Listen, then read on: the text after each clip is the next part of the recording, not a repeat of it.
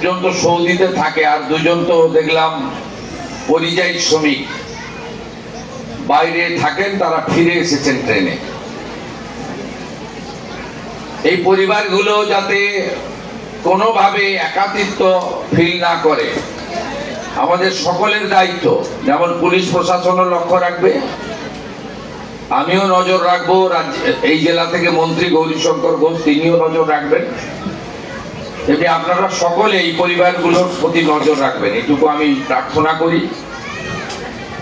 আমরা অনেক চেষ্টা করেছি বহরমপুর মেডিকেল কলেজে আহতদেরকে সকলকে বাঁচানোর জন্য, পারিনি বাঁচাতে সবাইকে, এখনো দুজন ভর্তি আছে।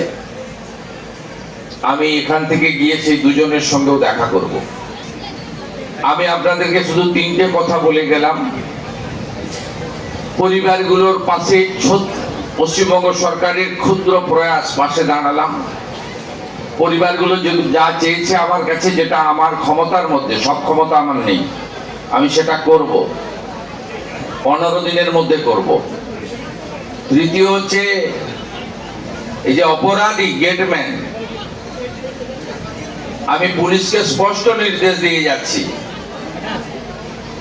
জেলে থাকাকালীন তদন্ত শেষ করতে হবে, চার্জশিট দিতে হবে এবং কাস্টডি ট্রায়াল করিয়ে যাতে ক্যাপিটাল পানিশমেন্ট হয়।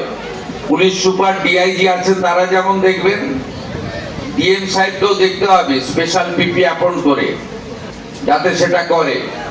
আমি এই বিষয়ে স্থানীয় এমএলএ ভরত ঝাড়কে দায়িত্ব দিয়ে গেলাম, তিনি আমার সঙ্গে টাইম টু টাইম যোগাযোগ করবেন, যাতে এইরকম ফুলের মতো নিষ্পাপ,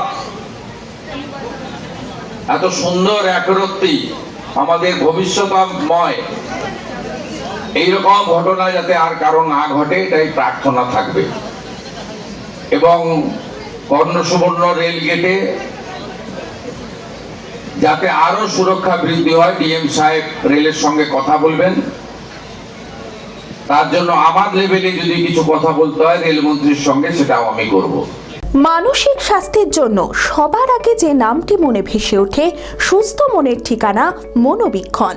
যোগাযোগ নাম্বার 7477799513।